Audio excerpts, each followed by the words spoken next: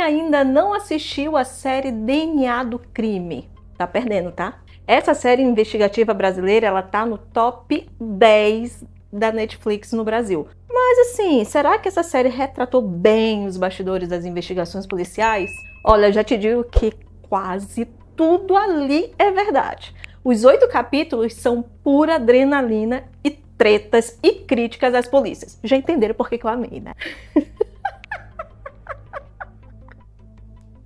Claro que eu já amei de cara, porque a história central é sobre um assalto que foi solucionado com o DNA. Por isso o nome DNA do Crime. E por conta disso vou criar uma playlist aqui, porque eu posso, com o nome DNA do Crime, só para falar de casos resolvidos com DNA. Pronto, falei. Eu fiquei muito emocionada com essa série, até gerou tudo isso, né? Claro, a perita que habita em mim ficou em êxtase. E com o passar das cenas, eu fui ficando assim, mais tipo, uau! É isso mesmo que acontece dentro das polícias. Tudo aquilo ali que eles retrataram. A série, ela faz inúmeras críticas pesadíssimas. Só quem é policial, ou perito, que é policial também, sabe o que acontece dentro das instituições. Eu entrei na perícia oficial do Amazonas em 2011, em janeiro de 2011. Então, eu posso dizer que eu já vi muita coisa. Eu tenho uma teoria de que a perícia nessa série, ela ficou tão realista porque até uma Rocha, fotógrafa policial lá de onde? De São Paulo, que trabalha no DHPP e faz uma outra série aí em um outro canal. E nessa série, ela faz o papel de uma papiloscopista. Ela aparece assim umas 2 cenas. Ai, que linda! E eu tenho certeza que ela deu consultoria. Por isso que, assim, no todo, essa série ela é uma boa para entender um pouco o universo policial. Mas, claro, nem tudo ali foi real. Por isso, eu escolhi 7 pontos sobre essa série para eu analisar aqui com vocês. Número 1. É baseado em um crime real? Sim, mas nem tudo do crime foi como a série retratou.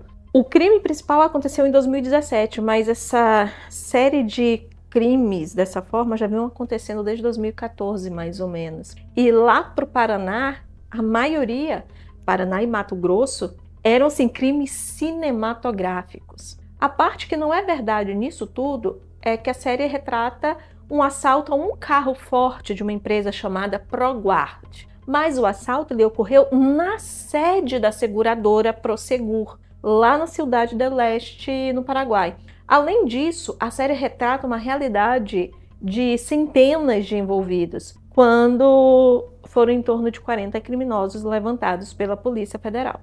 E em relação a essas explosões, aconteceu aqui também para o Amazonas, tá? E Rondônia, mas bem menor escala. Eu acho que eles eram aprendizes ainda desses.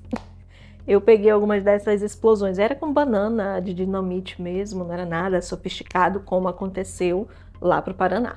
As quadrilhas daqui era algo assim bem tosco, diferente do que eles falam lá como a quadrilha fantasma. Segundo ponto, existiu realmente? Na série, eles retratam que existe entre os criminosos uma quadrilha fantasma, que recebeu esse nome porque os caras eram muito bons em não deixar vestígios. E por conta disso, nunca eram identificados. Só que na história real, não existiu uma quadrilha fantasma, mas sim o assaltante fantasma, Davi Marques dos Santos, hoje com 47 anos. Ele já foi preso, tá?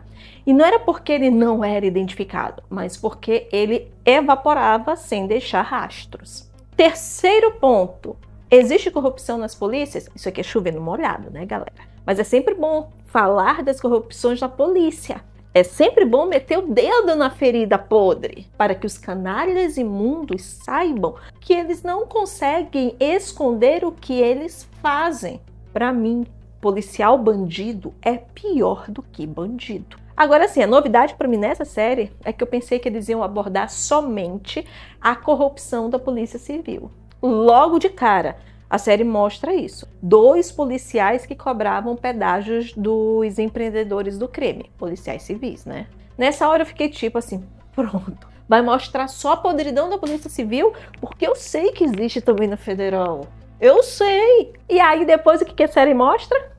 Um agente federal comprado para vazar informações sigilosas. Aí nesse momento eu me aquietei. Pensei, agora sim, justíssimo.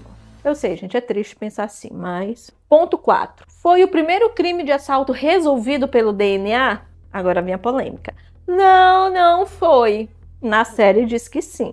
Pode ser que na Polícia Federal tenha sido o primeiro crime resolvido pelo DNA, mas nas polícias civis não. E aí entra uma crítica que não foi exposta na série. O volume de trabalho da PF é muito menor que o volume de trabalho das PCs. Pronto, vou receber uma enxurrada, principalmente dos colegas da Polícia Federal. Mas eu só disse verdades. Um assalto nessas proporções, ok, dificilmente uma polícia civil pega para agir, tá? Mas as polícias civis pegam milhares de assaltos menores. E nem todos tão pequenos assim. E alguns desses que a Polícia Civil já pegou, já foi sim, solucionado com DNA, tá? Quinto ponto. Existe briga entre peritos e os demais policiais? Ui, você não tem noção, e muito! Pouco se fala sobre isso abertamente. Quem é que fala sobre isso? Joe, mas nem tanto. Tanto dentro da Polícia Federal quanto dentro da Polícia Civis, existem uma animosidade entre os peritos e os demais cargos. Na série, as cenas retratadas são comuns. Logo de cara, um agente debochou lá do perito, o Yuri, só porque ele foi designado a acompanhar o perito na perícia de um local relacionado ao crime. Agora aqui só um parênteses. Colocaram um perito bem estigmatizada. Ele parecia o cara o vampiro, lá daquela série que tem. Meu Deus, um cara muito branco, magrelo, todo... Nada cara de policial, entendeu? Eles fizeram assim um negócio bem estigmatizado mesmo. Mas voltando aqui. Aí o agente, quando foi dito para ele que ele ia acompanhar o perito, ele soltou assim: tem tanto trabalho em investigação que eu posso ajudar? Como se a perícia não fosse investigação. Eu vivi isso desde o primeiro dia como perito oficial.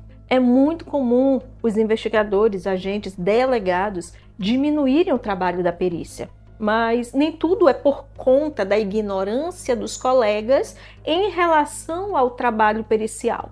Existe o outro lado da moeda, que é a perseguição por medo da perícia. Da perícia ganhar tanto espaço e o perito se tornar a peça-chave da maior parte das investigações criminais. Se você der um Google, vai encontrar os delegados boicotando o projeto de lei que transforma as perícias em um órgão da segurança pública no artigo 144 da Constituição.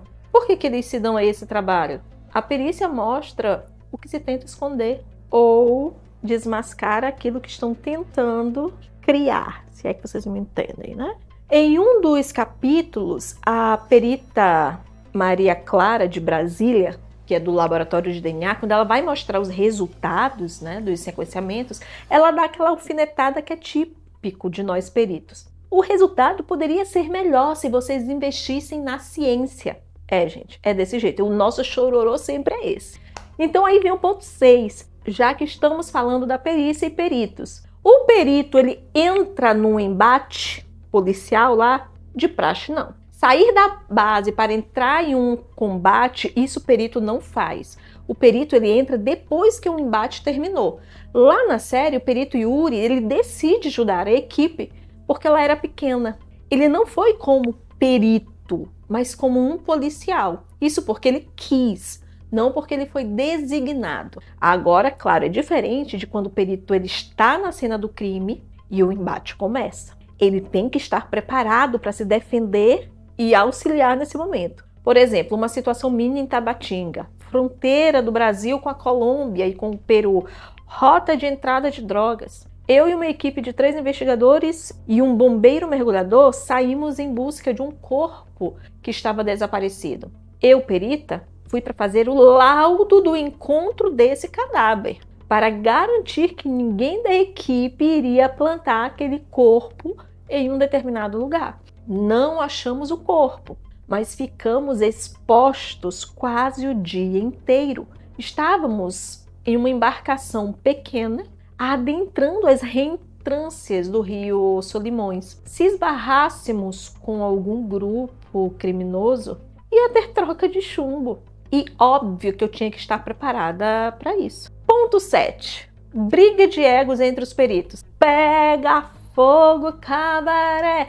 A série, quando mostrou isso, eu fiquei assim, porque acabou mostrando cenas pesadíssimas, como eu já falei lá no início. E como a série ela é baseada em uma história real, eu fui atrás para saber se era uma mulher que coordenava o laboratório de DNA da PF de Brasília.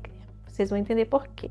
E pasmem, era. Aí agora eu vou ter que dar um spoiler. O perito de Foz do Iguaçu, Yuri, ele pediu transferência para Brasília. Isso aconteceu depois que quase ele morre lá no embate que eu falei anteriormente, né, da missão que ele se voluntariou. E aí depois que isso aconteceu, ele ficou, acho que se sentiu assim, sei lá, que aquilo ali não era para ele, e pediu transferência lá para Brasília, para o Laboratório Nacional de DNA, para auxiliar no sequenciamento, principalmente das amostras do Proguard. Quando ele chegou lá no laboratório fodástico da PF de Brasília, esse laboratório é real, tá? É daquele jeito. Logo de cara, o Yuri, quando ele chega, ele chama a atenção da perita responsável, Maria Clara, para o tamanho da dimensão daquele crime e que aqueles dados ali analisados, além de resolver o crime, permitiria que eles submetessem o caso na maior premiação forense do mundo, o DNA Hit of the Year, o Oscar da perícia. A Maria Clara fica ali, uau, eu quero isso, né?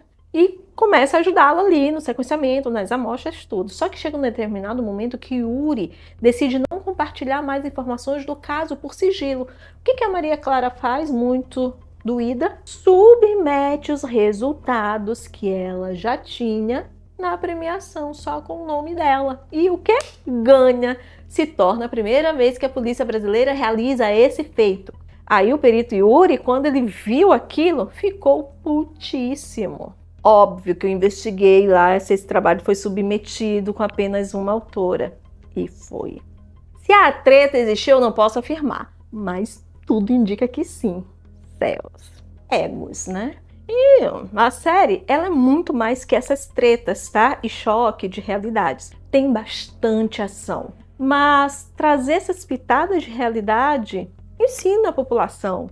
Abre os olhos, provoca questionamentos. Coisas que já sabemos, como, né? Por exemplo, lá os criminosos estão armados até os dentes, com o que tem de mais moderno e mortal. Já as polícias é uma piada.